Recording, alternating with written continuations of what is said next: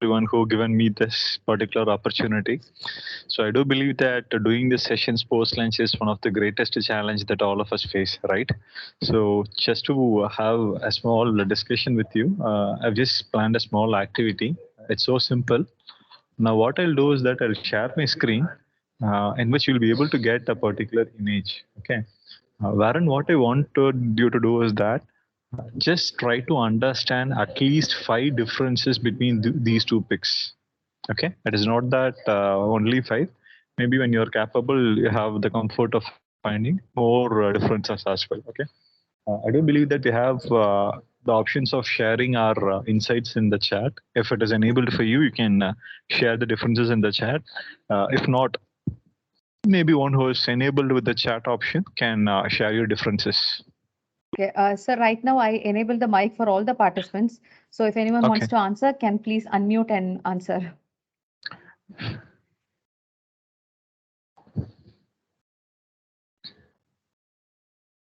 We'll just have 2 minutes for this activity, not more than that. Okay. So if you are able to get some differences, I'll be happy if you're sharing it. Yes. It's around 8, sir. It's around 8. Can you name some of them as chances? One is the stone at the bottom. Okay. There are 2. The other one is the honeybees are 3. Yes. Then cloud is longer in one image and shorter in one image. Got it. Then the hills, one is with snow and the other is normal. Okay. And the below one, there are 2 trees in one image and 1 tree in one image. Okay. Then here down in the left corner, there is a flower. Okay. One small bear is catching catching and one hand is down. Okay. Okay. Good. Okay. And right side tree, there is a branch, the leaf on the tree trunk. On one tree, there is a trunk. And the branch has been cut off. Branch is broken in one side. Okay. These are the things I found out, sir. Fine. Good. May I know your name, please? Santoshni. Santoshni, thank you, Santoshni. Thanks for your updates. Okay, I do believe that Santoshni has given almost 8 differences here, and I strongly believe that it is not only her who are just scouting for the differences. Almost all of us could spend some time in understanding what are the differences, and I do believe that some of them were able to get a count of 5, and some of them maybe would have gone beyond 5 as well. Okay, so whatever it is, thanks for your wonderful participation. Because now you've been looking into these images and now you are trying to find some of the differences. I do believe that your analytical brain has started working. So for some of the for a few some time, I do believe that you'll be able to listen me happily, and we can have a better learning. With this positive hope, how I plan this session is that let's have a short time on your presentations, the slide that I came with. Maybe after that, what I'll do is that I do came up with a particular tool called 9, through which we'll be implementing all the models of codeless data science. And after that, I do open the session so that I love to have discussions with all of you. Primarily, when you ask me what I do, as they've been telling, I also work as a professor and also I work as a data engineering consultant. Okay. So I do work with few startups and few organizations wherein a particular organization is interested to scale up their business. They do come up with a particular condition and we try to help them. That is what currently I do with a few startups. Okay. That's it. Okay. Maybe I'll take you to the presentation, but I'm pretty much sure that I'm not spending much of my time in the presentations that I've brought in. Rather than let's have some understanding about NIME and some understanding about the machine learning models in terms of data science. Okay. So let me take you to the presentation. Yes, fine. I do believe that maybe when you're looking at this slide, you'll be able to understand whom this person is or what is the name of this particular movie. Okay, maybe when you're able to understand whom he is or what is this particular movie, let's have some discussions on this. at the time of Q&A. Okay, so when you are able to recollect him, I'm happy about it. Okay, so I'll tell you what is codeless data science and how it is being used in business models. Okay, so let's understand what is codeless data science in business models.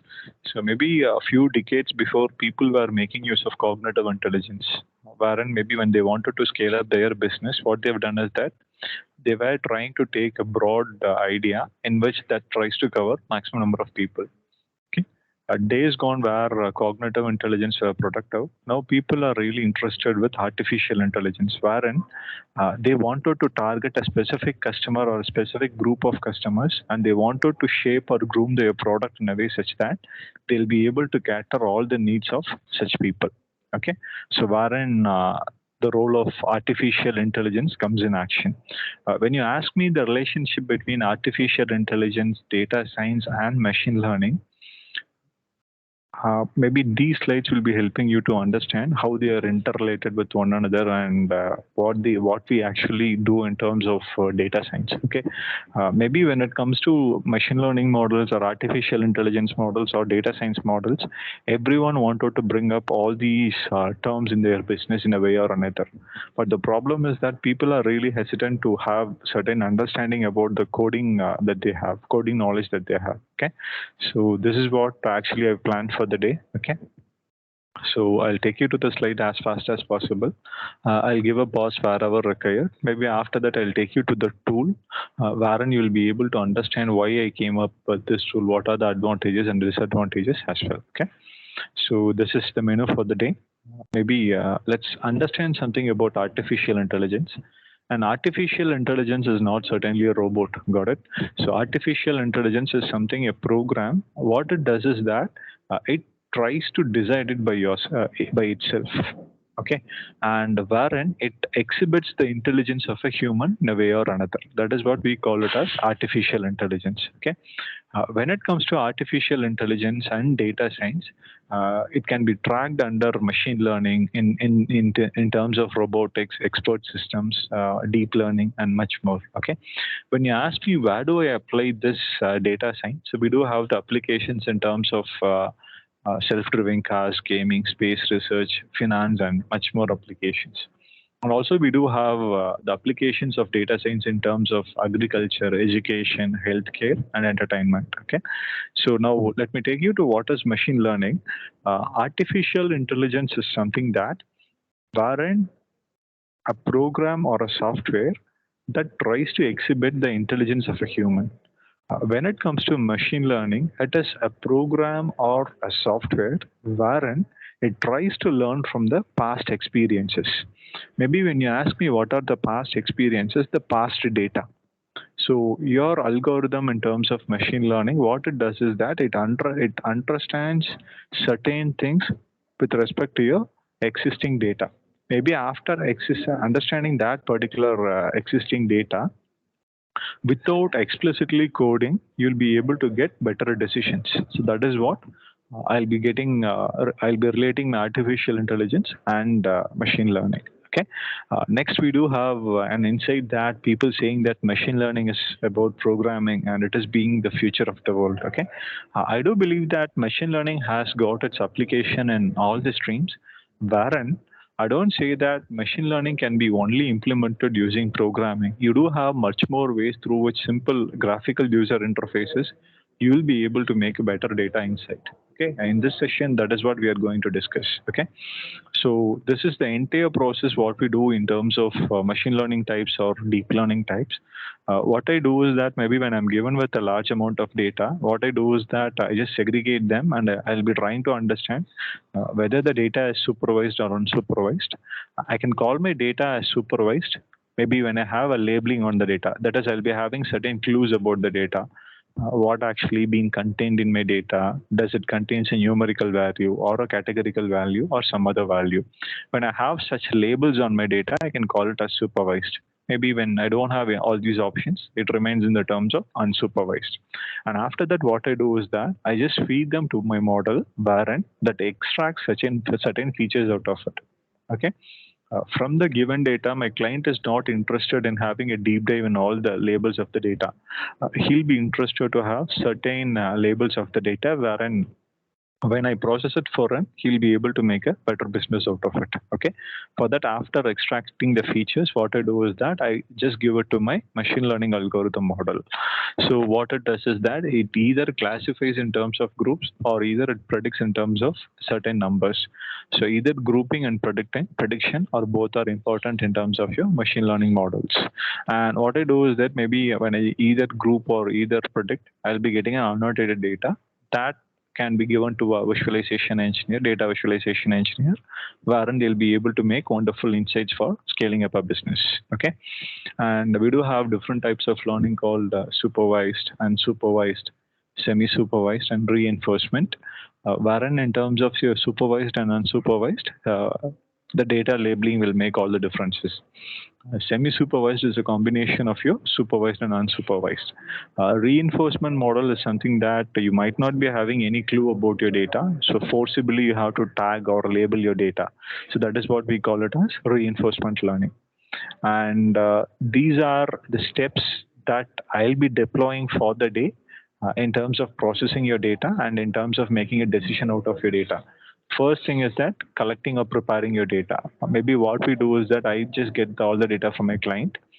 Maybe when you're working with certain other models, you'll be getting all the data from your respective persons.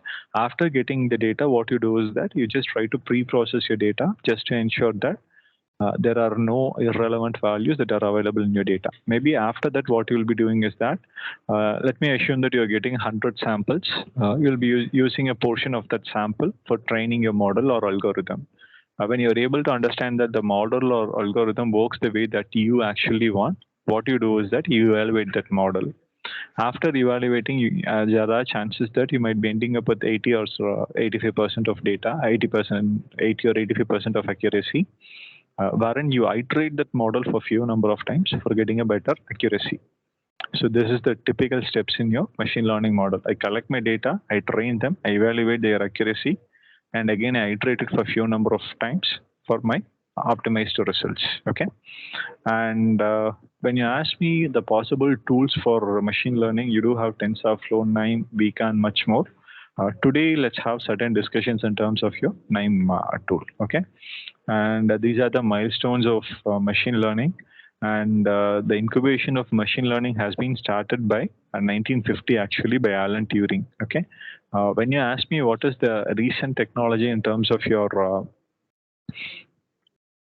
machine learning models, I would say that Google has come up with the tensor processing unit online. Earlier it was commercially free. Now they do have the beta version of it. So we have certain restrictions in using these applications. Okay. Even today we'll be having certain insights with respect to Google Colab as well. Okay. And these are certain organizations. Okay. Which directly or indirectly makes use of the machine learning models or data science. Okay. And this is where I just wanted to have a small insight. Maybe in machine learning models, you do have two different verticals. One is a regression model, a linear regression model, another is logistic regression. For example, let me assume that if it is a sunny day, I'll be checking whether will it be raining or not. So the probability of raining in a sunny day is 0. The probability of raining in a rainy day is 1. So when it comes to a linear regression, there will be two chances. Either the chances is being 0 or 1. So maybe also there could be alternate chances that it could rain or could not rain. Okay. So when your output is having only two possibilities, you call it as linear regression. Maybe when it comes to a logistic regression, a simple model wherein you'll be trying to predict maybe if it rains for the day, what could be the total number of or the total amount of rainfall that has been recorded on that particular day. Maybe it could be 20 centimeters or 25 centimeters. So numerically, when I'm trying to ending up with a particular value, there my logistic regression can help me. So look at this particular model. So now let me assume that you are my machine learning programs or data science model. Okay. So what I do is that I would say that person who look fat are bowlers, person who look lean or batsmen. Okay, I do repeat it again. So person who looks fat are bowlers, person who look lean are batsman. Okay, don't ask me the logic and all, just let's consider it. Okay, so who looks fat are bowlers, who look slim are batsman. Good. Now what I do is that maybe I just give you certain other insights. I do give you that when a person is securing 100 runs in one match, you can call him as a batsman. When a person has secured 5 wickets in a single match, you can call him as a bowler. Okay, so these are the qualities that you can expect either from a bowler or a batsman. So maybe when it comes to a bowler, he looks fat, and also chances that he would have secured more wickets on a few number of matches. But when it comes to a batsman, he'll be looking slim, and also there are chances that he would have secured more runs in number of matches. So these are the inputs that I give you. Now what I do is that almost I do have 6 different persons here. Okay, let me take only 2 persons, the first 2 persons. I do say that this particular guy has secured 250 runs in last 2 matches.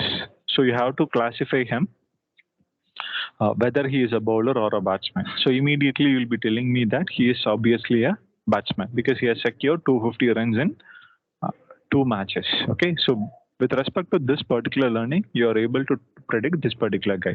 Now I say that I want you to predict. Let me assume that this guy has secured 300 runs in last 3 matches.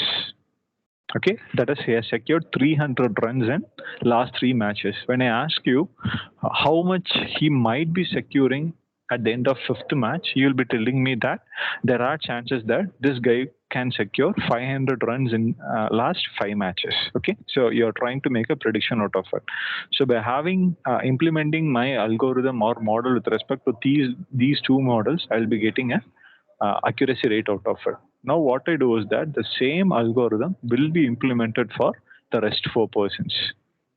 Okay, and also there are chances that who knows, there could be one particular person, this particular person who would have secured 5 wickets, and also who would have secured 200 runs in 3 matches.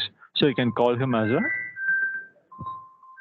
all-rounder. Okay, technically we call him as an outlier. An outlier is something that which has property of both the data set, or it could have a different property. So that is what I call it as your outlier. Okay, maybe when you're having more outliers in your data set, the prediction that you're doing cannot be accurate. So primarily what you have to do is that you have to truncate all the outliers available in your particular model. Okay, so I'm done with it. Now let me take you to another simple aspects. Okay, when you ask me what are the advantages, of course, for automations and continuous improvement by iterations, and for forecasting, you can get the help from machine learning models. Okay, when you ask me what are the disadvantages with this model, the first thing is that getting the data. Maybe when you're getting the data from your client, you cannot claim that the data remains as the way you want. You have to spend much more time and resources in cleaning the data. Okay, and as I've been telling you already, let me assume that in this particular example, all the data set were given certain property.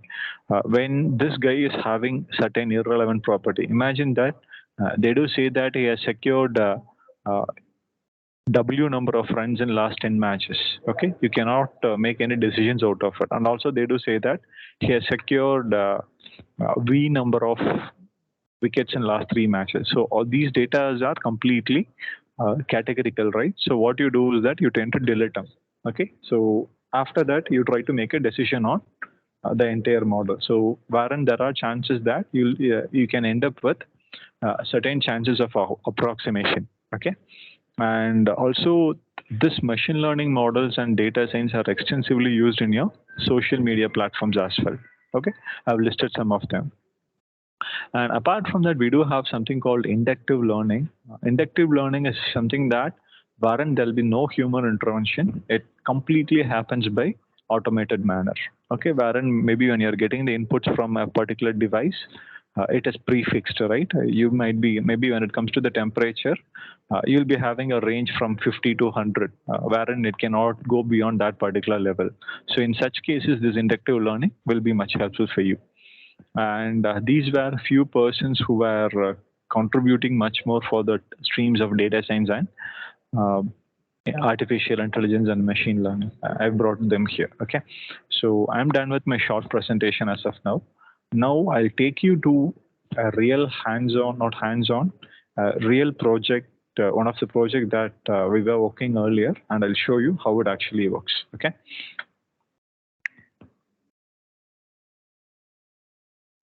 Fine.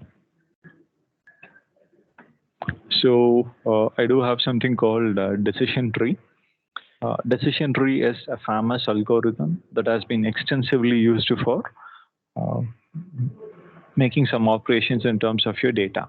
Okay, so this is the Python code. No, don't worry, I won't be explaining you all this code and how it actually works. Rather than I'll tell you what is a decision tree. Maybe if I ask you to sort 5 numbers, what you do is that you just sort them with the help of a if statement. Got it? So maybe if I ask you what is, if I ask you to find a number out of 2 numbers, a larger number out of 2 numbers, maybe what you'll be doing is that you'll be making use of a if statement. So imagine that I'm giving you 3 numbers and I'm asking you to find which is larger. In this case, what you will be doing is that maybe you'll be ending up with either if statement or if else statement, and you'll be able to get the condition. Imagine you are ending up in a case wherein you are in a position to compare 50 to 60 conditions. One solution is that you can end up with switch statement. But I don't say that switch statement will be helpful when you are having conditions up to 500. Imagine you do have 500 conditions to be checked. 500 if loops are not possible, right? So 500 switch cases are not possible. Under such cases, we will be getting the help from your decision tree. So your decision tree will be consisting of maximum number of if statement. Technically, these if statements will be called as stumps. STUMPS. Okay. So I'll tell you how this model actually works.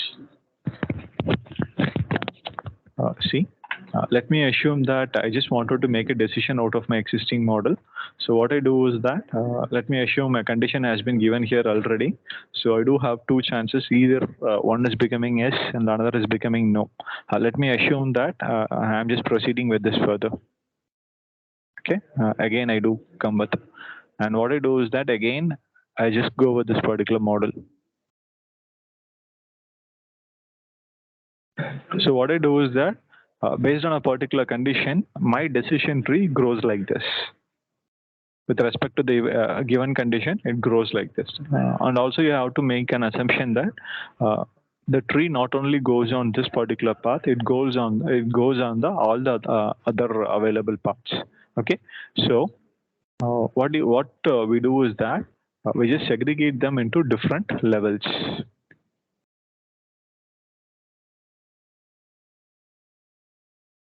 Okay, so this can be called as level 0, level 1, level 2, level 3, and it further goes on. Imagine that I do have about 500 levels.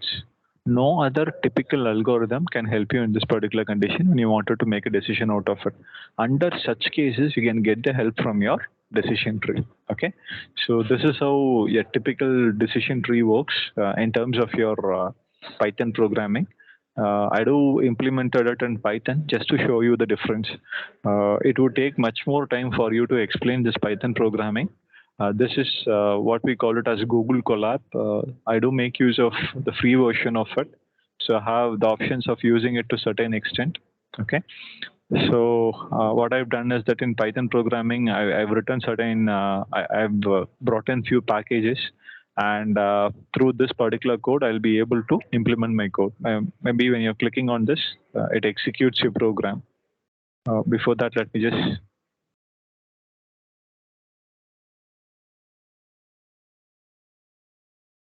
let me execute this model. It has been successfully executed. Now let me execute it. It is asking me to upload a file. So let me just get into it. For this, I brought a particular data set. Let me tell you what is this data set is.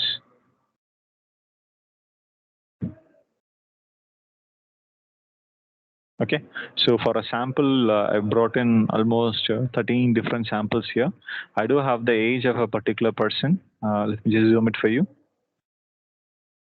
I do have the age of a particular person. I have the experience. I have the rank. I have the nationality of the person, and the chances that they'll be going abroad. That is, they'll be going on site. So no means that this particular employee will not be going for any on site. Yes means that there are chances that this particular person will be getting a chance for on site to a different country. That is, a chance to work with his own client who is in a different country. Okay, so I do have few options here. Okay, so let me just import this data.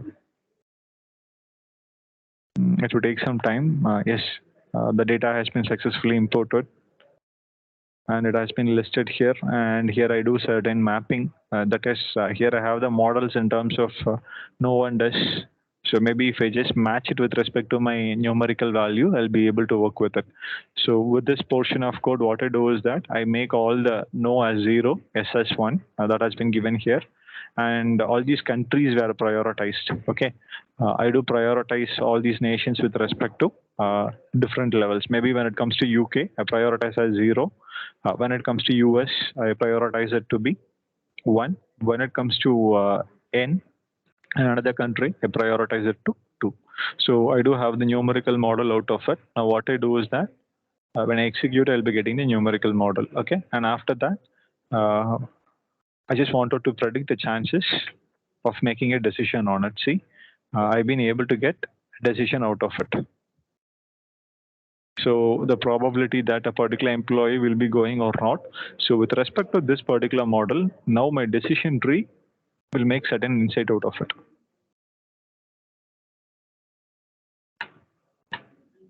Just give me a minute.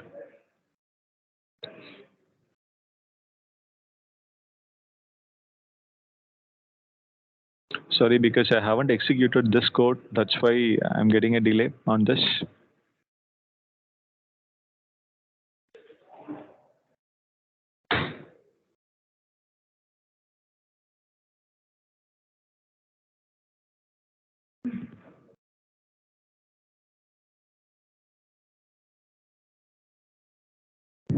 Okay, so it would take consistent time in writing it.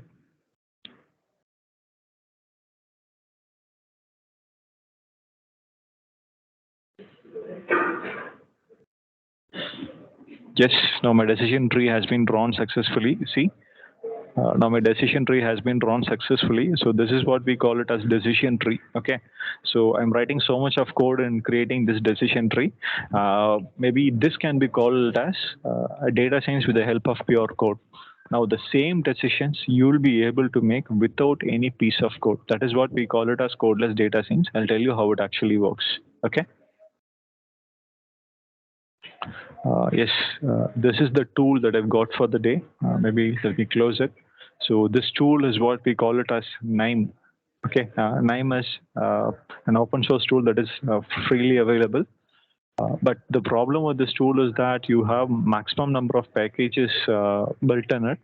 So import the packages that you're really interested with. Maybe after that you can make use of it. Okay, install that. So please click on this file. You have an option called new. Click on this new. Maybe you can name your project. Select this name workflow and click on this next. And you can name your project accordingly. So let me name. I've named my project as sample. Okay. So already I've created a project. Maybe when you're creating it, this is how it looks like. Okay. Initially, what you have to do is that you have to import your data set into it. Okay. So maybe when you're building up your model, this is how it looks. Okay. So first, I should read my file. I've brought in a file reader. After that, what you have to do is that you have to map one of the file to it. Let me click, right click, go to configure. So after configuring, you have to bring in the data set. Let me get the data set that I've been using earlier.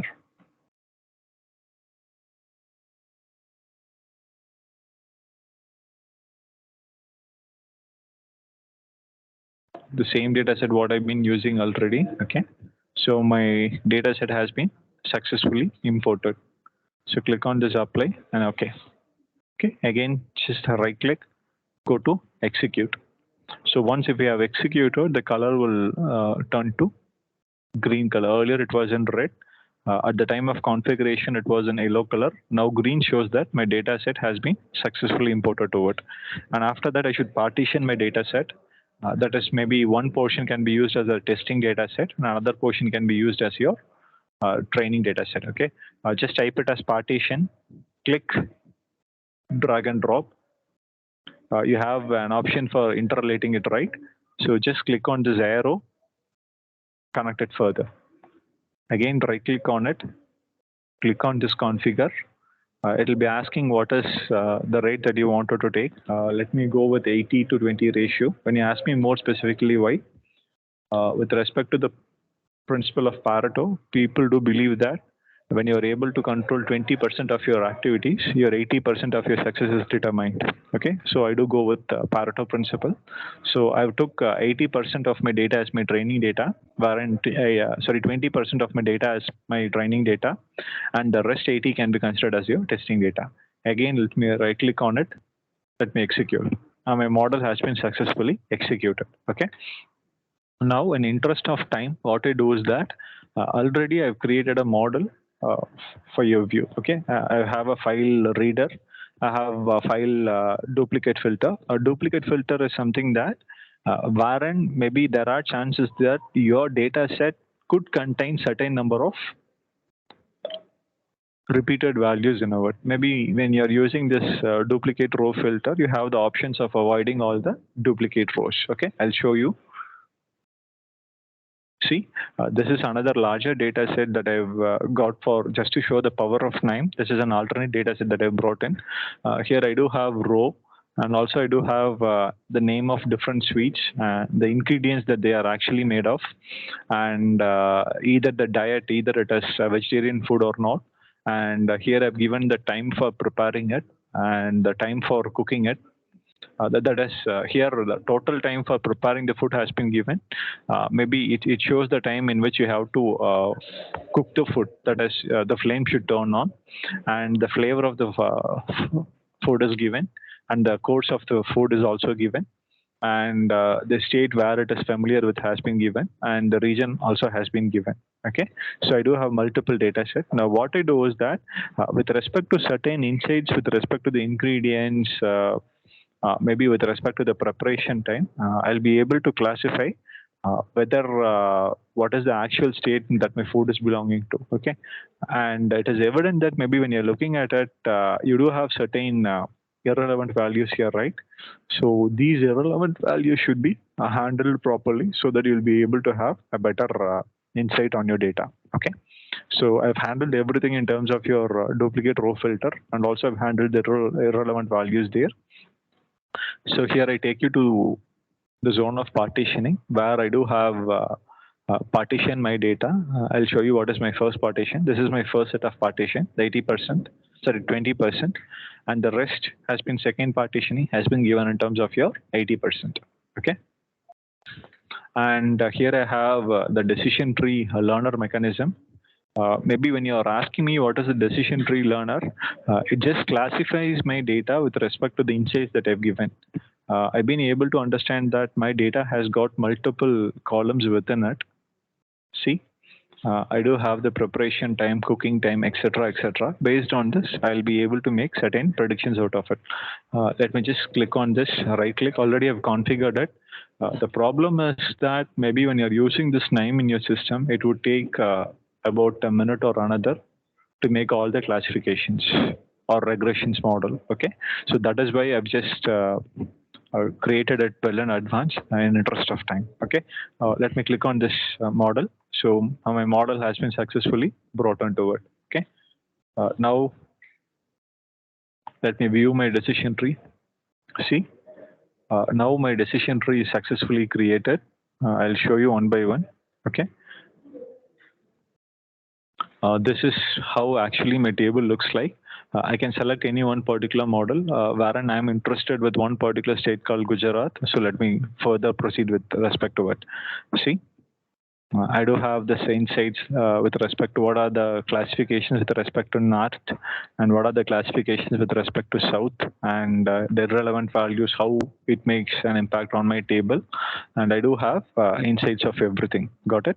So further, if I wanted to understand what are the famous states more specific with respect to the region of north, again, I can just go deeper into it.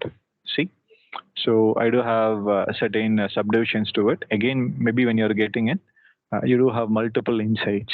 Okay, so it says that these are set of sweets that can be cooked in less than or equal to 15 minutes of time. Okay, so these are few food items which require more than 15 minutes of time to be cooked. Okay, and I've been doing the same classification with respect to the stuffs of dessert and more specifically with respect to the North Indian food items. Okay, this is how your actual decision tree looks like.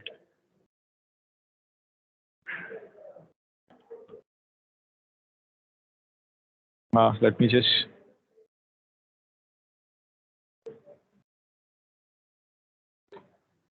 Yes. Okay. And the decision tree predictor is that the learning, everything happens in terms of your decision tree learner. And here in terms of your predictor, it actually does the process for you. It classifies your data with respect to it. See, here I do have something called prediction. Okay. So I've been able to understand that with respect to the ingredients, with respect to diet, preparation time, cook time, flavor, course, and state. I just wanted to understand what are the actual states that these foodstuffs come from. Okay, here it says that West Bengal and West Bengal. That is, this is what actually existing with respect to my given system, and this is what my prediction is all about. Okay, this is what these are my learnings with respect to my training data set. Here I do have it for in terms of state.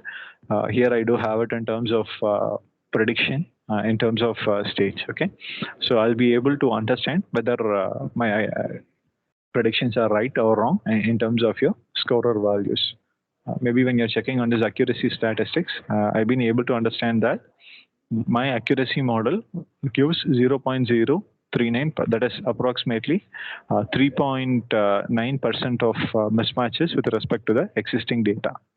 Okay, so maybe when I wanted to iterate this model for a few number of time, I'll be able to get a better decision out of it. Okay, the same model I've constructed it with respect to Python as well in terms of another algorithm. This is another algorithm, what you call it as random forest. Okay, a random forest can be called as a set of decision trees implemented all together. Set of trees will make a forest, right? Likewise, set of decision trees will make your random forest. I've got the code for random forest. The same thing happens. I'll execute it for you in a short time. Maybe it will take more time, I guess.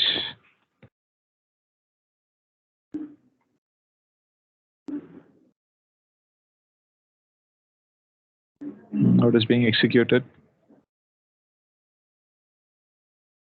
Yes, it has been successfully executed. The problem with IPython Notebook and Google Colab is that random forest and a few ensemble algorithms, it would take constant time and execution. Okay. Now let me just import my model.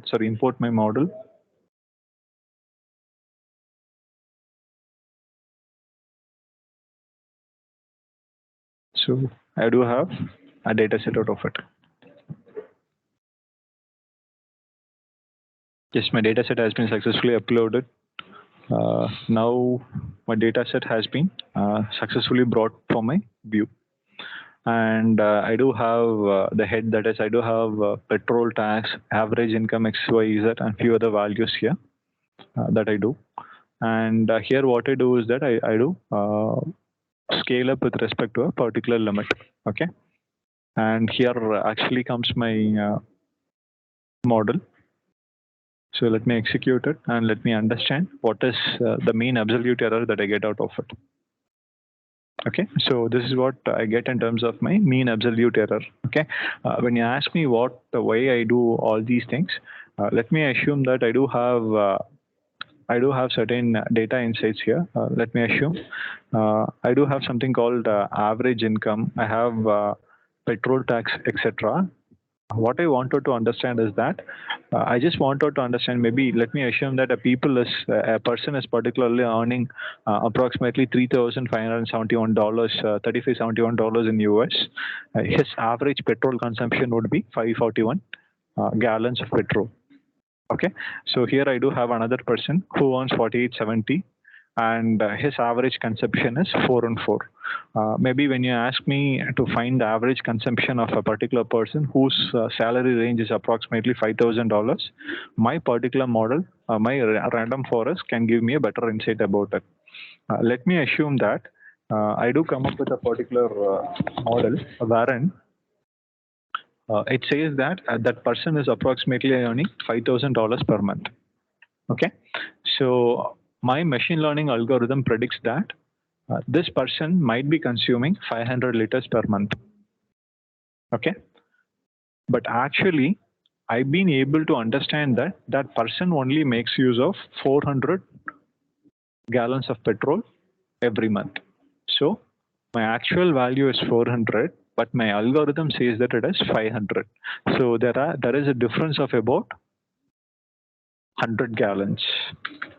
Okay, what I do is that I try to subtract my actual value from my predicted value, and imagine that even there are chances that that person may be making use of $600 gallons a month. So in this particular case, the difference would be minus 100. Got it? So these negative values cannot be considered. So what I do is that I just sum them up, and 100 into 100 can be called as, maybe when you're whole squaring it, you can call it as 10K, 10,000K. And even here, it is 10,000K. Got it? This is my actual difference. So this difference is what I'm trying to find in terms of your mean absolute error and mean square error, root mean square error. Only when you're understanding these differences, you'll be able to understand whether the algorithm that you brought for your model exactly works as the way you want, or you should go with a few other metrics for your betterment. The same process can also be implemented using your NIME model. I'll show you how it is. See, yes, here I do have random forest learner. I do have random forest predictor and a few other stuffs. In interest of time, what I'll do is that I'll predict the score rather than the working model. Everything seems similar. Maybe when you're checking the accuracy statistics, I've been able to understand that only there are few number of mismatches. You are able to get few question marks, right? It indicates the mismatches. Maybe when it comes to the earlier model in terms of your Python programming, the range seems to be much higher. Let me check with respect to the regression model of random forest. I do have the way of analyzing it. See, this is what actual my data is existing, and all the negative displays that I do have a mismatch there. Okay, and it is evident that my NIME model seems to be comparatively better in terms of your Python programming. I don't say that this is applicable for all the models, because the logic behind this random forest model and the logic behind your Python programming model is quite similar. But because of the implementation strategies that we do, there could be a few differences among them. Okay, so this is it. That's it. I just wanted to convey for the sessions. I do believe now I would like to open the session for the Q&A. Varun, I'm ready to answer all your questions.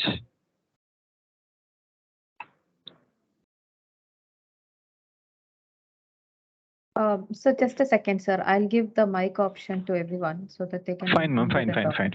Okay.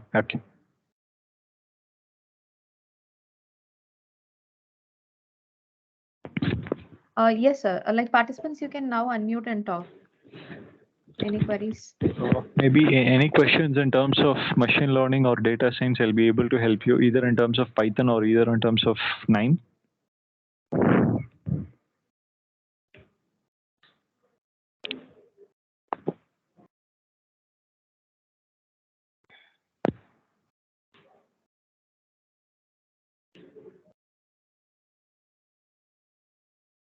Maybe when you have any questions, I'll be happy in answering.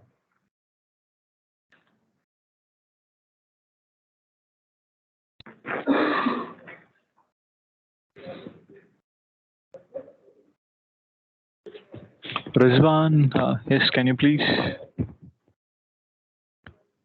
Ask that whether can we use ensemble models here. We can. Yes, you can make use of all the models here. That comes with, but the problem with the NIME is that you have to download certain plugins for all your experiments. When you're downloading the package, you'll be getting just a framework wherein you have to configure the algorithms or ensemble models for further exploring. Okay, okay, sir. Thank you. That's it. Yes, sir. Thank you. Okay. Sir, one thing Yes. may I ask? Yes, sir. Please. Sir, for this type of software we have for Orange data mining tool also. Yes. So it is similar to that. So most of the features we will get. I don't say that you will be getting the exact features. I would say that NIME is a bit powerful than the normal existing tools because you do have the plugin for multiple models here. Maybe I do believe that we might be having certain exposure to CAD boost algorithm. I don't say that either Vika or NIME will be able to support it. But your NIME, when you're downloading the plugin, you'll be able to make an experiment on it. Okay, okay, sir. Thank you. That's it. Thank you. Sir, I have a query. Yeah, like ma'am. the Yeah. session was really good. I just want to know if there's any other tool, like Rizwan sir was talking about Orange. Apart from this Orange and NIME, is there any other open source tool, like codeless tools for data science? Actually, I'm experimenting. I'm experimenting few things with respect to this NIME. Okay, Maybe okay. when you are having, I've been working quite some time with this NIME, so I'm comfortable with this tool. So I'm not exploring any other tools. Okay, So okay. maybe when you have any other tools, I'll be happy to learn it from you then. Oh no, sir. Like I just started learning this Orange tool, and today this NIME was something Okay. new to me. And I just wanted to Okay. know if there's any other better tools than these and all. Fine, sir. Thank you, I sir. maybe I don't say that you can handle everything in terms of either Nike, NIME NIME or Orange or Vika. For certain operations, only Python can help you. definitely. Yes, maybe when your client is coming up with a clumsy data, no other go, Huh. you should get the help from Python. Yes, sir, definitely, sir. Like for a student's level, we suggested asking them to start doing projects with this at least codeless tools. So I just wanted to know Got it, that. got it. Yes, Yeah, actually, okay. I do. I do. So, actually, people will be approaching me and saying me that they wanted to change their career from a different vertical to a machine learning vertical, wherein they don't have exposure to Python programming or any other programming. When I start talking about programming with them, they are finding it much difficult. So maybe Okay. when you are really allergic to programming, I do say that this could be a better option for you. Yeah, yes, sir, yes, sir. Yes, sir. So participants, like any feedback or any queries you want to have, please feel free to say.